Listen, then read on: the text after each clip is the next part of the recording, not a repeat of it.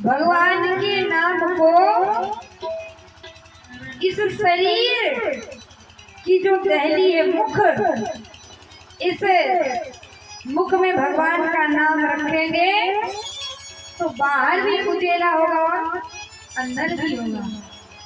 अंदर क्या उजेला होगा? बोले अंदर के विकार समाप्त हो जाएंगे और बाहर जो श्रवण करेगा आपका संग करते हुए तो धीरे धीरे धीरे धीरे भगवान का नाम उसके अंदर के विकार को समाप्त करेगा। इसलिए भगवान की कथा जीवन में मंगल करने वाली है। मंगल करणी कलिमल हरणी तुलसी कथा रघुनाथ की। ये भगवान की कथा मंगल को करने वाली है। लेकिन महाराज सब कथा में आगे बैठ जाए बहुत कठिन है।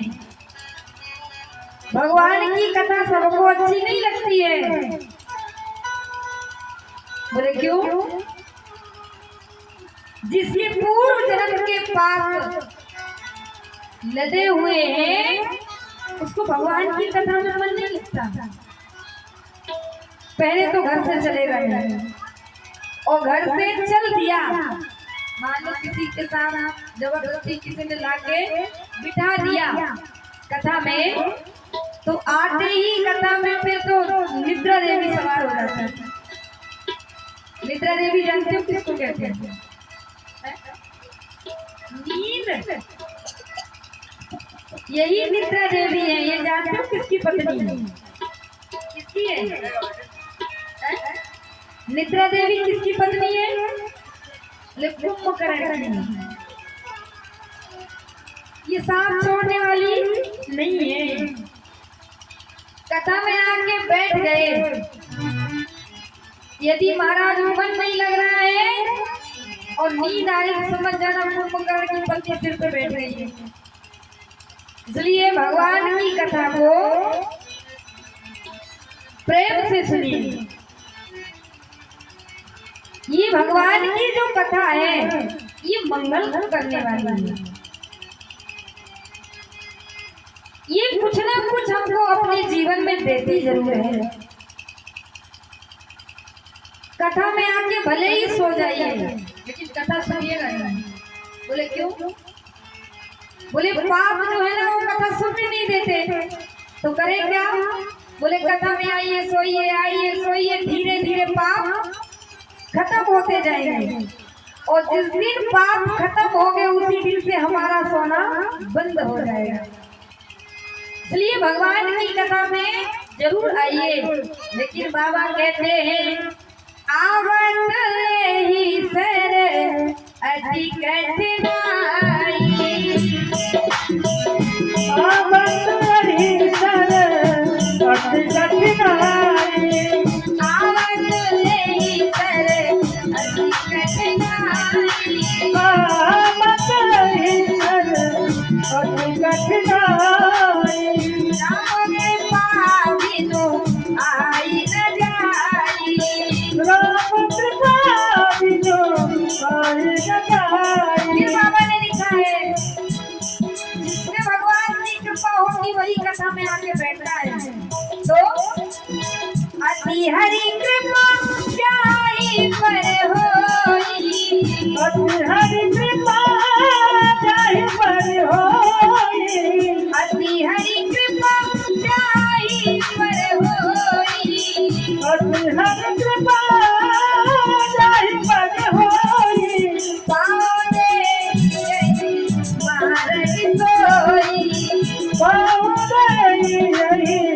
महाराज सोई, पावे महाराज सोई, पावे महाराज सोई। जिसमें श्री रघुनाथ जी की भोले बाबा की विशेष कृपा होती है वही भगवान की कथा में आके बैठ रहा है। शिव बाबा की कृपा और हिमाचल प्रदेश की भूमि में आप जैसे भक्त विराजमान हैं। आप अपने आप को बहुत भाग्यशाली समझिए। बोले क्यों भाग्यशाली समझे? क्योंकि आपका जन्म इस देवभूमि में हुआ है। ताली बजाइए जोरदार, इसलिए आप भाग्यशाली हो।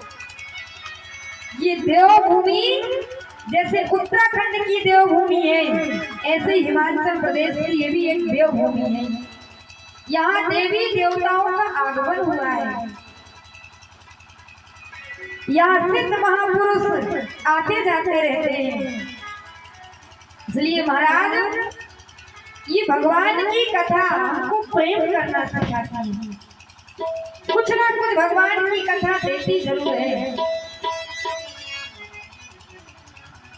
एक सेठ जी थे, सेठ जी, थोड़ा ध्यान से सुनिए। इतने पैसा वाले महाराज कि कभी कथा सुनने नहीं जाते थे। कोई कहता है कथा सुनने चलो, तो बोले कथा सुनने जाएंगे तो मिलेगा क्या? कथा सुनने जाते नहीं। लेकिन भगवान जब जिस पे कृपा करते हैं ना, तो बहुत अच्छे से कृपा करते हैं। कथा में जाते नहीं। एक दिन मित्रों ने जबरदस्ती ले जाके कथा में बिठा दिया।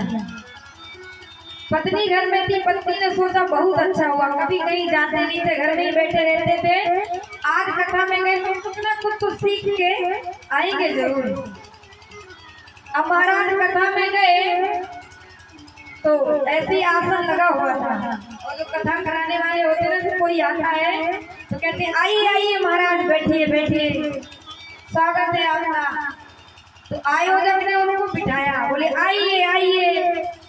आसन लगा हुआ था, पास में कोई बैठा तो बोले बैठिए महाराज, यही आसन पे बैठ जाइए। अब इसने दो शब्द दिमाग में भर लिया कि कथा में जाओ तो पहला शब्द आइए, दूसरा शब्द बैठिए। अब व्यास जी कथा कहना आरंभ कर दिए। अब व्यास जी कथा कहने लगे। महाराज इसको कथा में नींद आ गई। 3 घंटे आराम से सोया। क्या कथा हुई, कैसी हुई, कुछ पता नहीं चला। आरती हो गई, पुष्पांजलि हो गई, सब जाने लगे। तो महाराज ने बाजू में बैठा ना, धक्का देके उठाया, बोले अब जाइए, कथा समाप्त होगी। बोले क्या कथा समाप्त हो गई? बोले अब जाइए। तो इसको तीसरा शब्द आखिरी मिला, जाइए। अब 3 शब्द इसको मिले, ये उसी को मंत्र समझ के जपने लगा, आइए बैठिए और जाइए। अब घर गया, पत्नी ने पूछी कथा में कुछ सीख के आए हो? बोले हाँ, 3 चीजें सुनाई दी कथा में। बोले कौन कौन सी? बोले पहला शब्द आइए, दूसरा शब्द बैठिए और तीसरा शब्द जाइए। तो पत्नी बोली कि यही मंत्र जो आपने कथा में सीख के आए हो ना, इसी को जपते रहिए। पत्नी सोची आज इतना सीख के आए, कल जाएंगे तो कुछ और सीख के आएंगे, फिर उसको जपेंगे। धीरे धीरे भगवान का नाम तो पड़ जाएगा ही, तो समझ में आ जाएगा कि भगवान के नाम का फल क्या होता है। अब महाराज ये जपने लगा, आइए बैठिए जाइए। रात्रि हुई।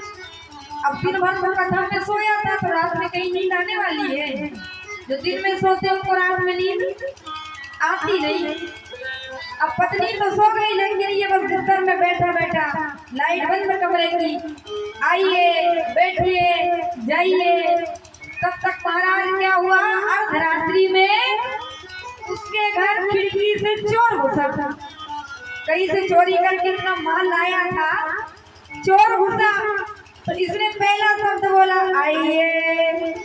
चोर ने सोचा लगता है मुझे देख लिया, और ये तो मंत्र जप रहा था। चोर ने सोचा देख लिया, तो महाराज अब ये गया हाथ जोड़ के बोले मैं ऐसे ही आया था, आप क्या? अब ये दूसरा शब्द बोला बैठिए। चोर बोला पक्का इन्होंने हमको जान गए कि हम चोरी करने आए हैं। ये चरणों में गिर पड़ा चोर, महाराज क्षमा कर दीजिए, क्षमा कर दीजिए, मैं चोरी करके पड़ोस से आपके घर से निकल रहा था, आपके घर चोरी करने आया नहीं।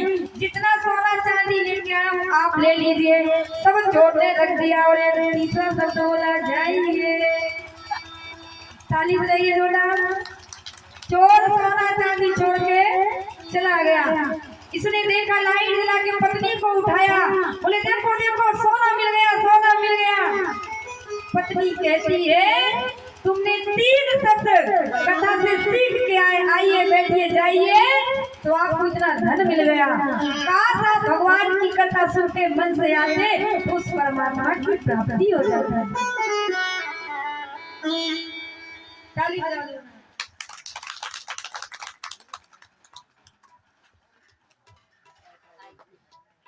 श्याम श्याम राधे राधे, श्याम श्याम राधे राधे, बोलो भक्तवत्सल भगवान की।